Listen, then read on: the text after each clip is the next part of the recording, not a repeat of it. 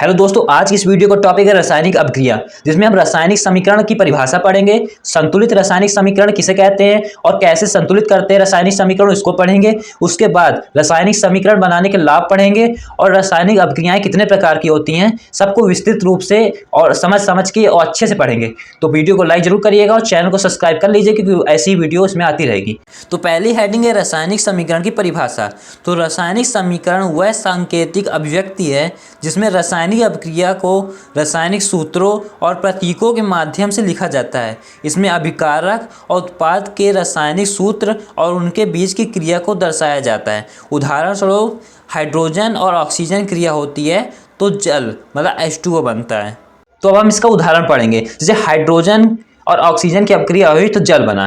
तो हाइड्रोजन है, इसके नीचे 2 लिखा है, इसके 2 परमाणु हैं। ऑक्सीजन है, उसके नीचे 2 लिखा है, ये उसके 2 परमाणु हैं। और ये तीर है, ये अभिक्रिया की दिशा दिखाती है कि अभिक्रिया किस तरफ हुई, किस तरफ। तो जो हाइड्रोजन ऑक्सीजन की अभिक्रिया हुई, मतलब तो ये हमारे अभिकारक हुए। जो हाइड्रोजन ऑक्सीजन की अभिक्रिया हुई तो हमारा जल बना H2O। ठीक, तो अभिक्रिया जिसकी हुई वही हमारे अभिकारक है। तो ये हमारे हो गए अभिकारक। ठीक है, अभिकारक जिनकी अभिक्रिया हुई, तीर के इस पट्टी वाला इससे जितने हैं ये अभिकारक है।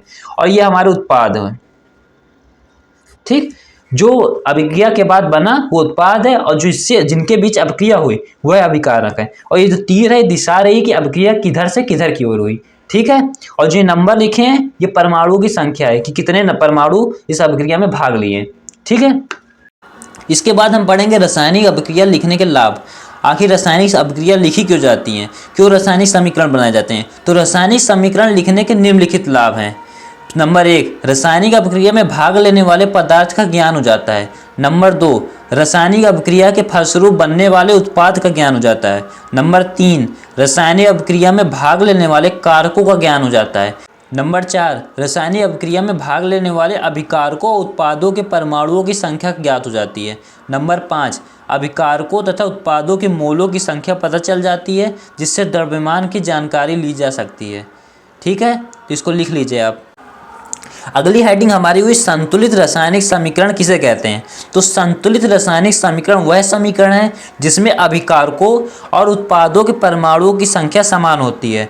यह द्रव्यमान संरक्षण के नियम का पालन करता है, जिसमें कहा गया है कि रासायनिक अभिक्रिया में द्रव्य ना तो उत्पन्न होता है और ना ही नष्ट होता है।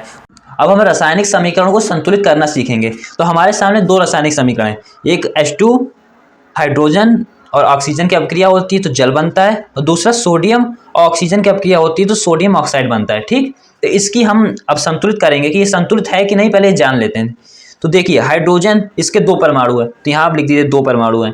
इधर कितने 2, इधर भी हाइड्रोजन के 2 परमाणु हैं। ऑक्सीजन का देखिए, ऑक्सीजन की इधर 2 परमाणु है, और इधर कितने, इधर तो 1 है। मतलब कि ऑक्सीजन के हमको बराबर करने के लिए ऑक्सीजन के इधर 2 परमाणु करने होंगे। तो उसके लिए हम क्या करेंगे, आगे 2 से गुणा कर देंगे। तो 2 1 कम 2 ऐसे गुणा होता है इसमें, 2 1 कम 2, तो यहाँ 2 परमाणु हो गए और हाइड्रोजन के यहाँ ज़्यादा हो गए, फिर 2 दूनी 4, इसमें 4 हो गए, है ना। इसका गुणा इसमें होगा तो 4 हो गए। मतलब अब हाइड्रोजन यहाँ ज़्यादा हो गए और यहाँ हाइड्रोजन 2 ही है, तो इसके आगे भी हमने 2 लिख दिया, 2 लिख दिया। तो अभी हमारा 4 हो गया। अब देखिए संतुलित हो गया कि नहीं। अभी हमारा संतुलित हो गया कि इधर भी उतने ही परमाणु हुए, उतने उधर भी उतने परमाणु हुए। अब दूसरे के देखिए, अब सोडियम को देखिए, ऑक्सीजन, सोडियम कहाँ है, 1 परमाणु है। यहाँ सोडियम कितने, 2 परमाणु है। ऑक्सीजन के यहाँ 2 परमाणु हैं, यहाँ कितने, 1 परमाणु है। मतलब कि हमको संतुलित करना, इधर 2 हैं उधर 1 है। अब संतुलित करने के लिए हमने क्या किया, इधर 2 से गुणा कर दिया। ठीक, अब 2 से गुणा करने के बाद यहाँ पर हमारे नाइट्रोजन के हो गए कितने, 4, 2 दूनी 4। ठीक, यहाँ 1 इसके नीचे रहता है, 1 परमाणु है ये, तो 2 1 कम 2। ठीक, तो यहाँ हाइड्रोजन यहाँ ऑक्सीजन के तो हो गए 2 इधर हो गए, 2 इधर हो गए। ठीक है, सेम हो गया। पर सोडियम के यहाँ पर 2 दूनी 4 हो गए, तो यहाँ 1 ही है, तो इसके आगे भी हमने 4 से गुणा कर दिया। इसके हमने आगे 4 से कर दिया, 4 कर दिया, तो ये भी हमारे 4 हो गए। ठीक, तो हमारा समीकरण अब बन गया हमारा, इसके आगे ये अब हमारा बन गया 4Na प्लस O2, आगे हो गया 2Na2O सोडियम ऑक्साइड। ठीक, अब ये हमारा रासायनिक समीकरण संतुलित हो गया है। अब हम पढ़ेंगे रासायनिक अभिक्रिया के प्रकार। तो सबसे पहली हमारी अभिक्रिया है संयोजन अभिक्रिया, मतलब कॉम्बिनेशन रिएक्शन। तो इसकी परिभाषा पढ़ते हैं। इस अभिक्रिया में 2 या अधिक पदार्थ मिलकर एक नया पदार्थ बनाते हैं। मतलब कि 2 या 2 से अधिक पदार्थ मिलकर एक नया पदार्थ बनाते हैं। ठीक है, तो उसमें उदाहरण समझिए, हाइड्रोजन और ऑक्सीजन आपस में मिलते हैं तो जल बनता है, H2O बनता है। और इसका दूसरा उदाहरण है कि सोडियम और ऑक्सीजन मिलता है आपस में तो सोडियम ऑक्साइड बनाता है। मतलब कि इसमें देखिए कि हाइड्रोजन और ऑक्सीजन दोनों गैस हैं, दोनों गैस आपस में मिलकर जल बना रही है, ठीक, H2O बना रही है। और दूसरा सोडियम और ऑक्सीजन, सोडियम ठोस है और ऑक्सीजन गैस है, दोनों मिलकर सोडियम ऑक्साइड एक ठोस नया पदार्थ बना रही है, सोडियम ऑक्साइड। तो इस प्रकार की अपक्रिया संयोजन अपक्रिया कहलाती है, ठीक है। अब नंबर 2 की अपक्रिया है अपघटन अपक्रिया, मतलब डिकॉम्बिनेशन रिएक्शन। तो वे रासायनिक अपक्रिया जिसमें एक यौगिक टूट कर 2 या 2 से अधिक पदार्थ बनाता है अपघटन अपक्रिया कहलाता है। उदाहरण स्वरूप कैल्शियम कार्बोनेट जब टूटता है गर्म करने पर तो कैल्शियम ऑक्साइड बनाता है और कार्बन डाइऑक्साइड बनाता है। मतलब कि इस अपक्रिया में एक यौगिक टूटता है और कई नए पदार्थ बनाता है, ठीक है। तीसरी अपक्रिया हुई हमारी विस्थापन अपक्रिया, मतलब डिस्प्लेसमेंट रिएक्शन। नाम से स्पष्ट है, विस्थापन अपक्रिया मतलब विस्थापित कर देती है।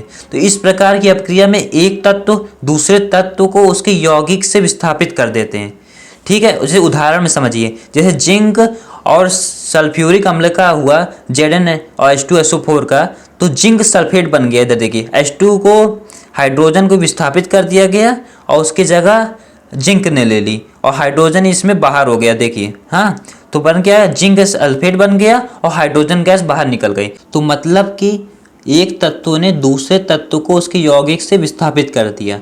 जिंक ने हाइड्रोजन को उस हाइड्रोजन सल्फेट से विस्थापित कर दिया, ठीक है। तो इस तरह की अपक्रिया विस्थापन अपक्रिया कहलाती हैं। चौथी हमारी अपक्रिया है दोहरा विस्थापन अपक्रिया।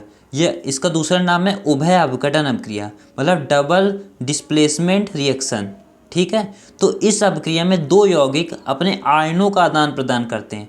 मतलब कि इस अपक्रिया में आयन बदले जाते हैं। तो जैसे उदाहरण समझिए, सिल्वर नाइट्रेट है AgNO3 की अपक्रिया होती है सोडियम क्लोराइड NaCl से।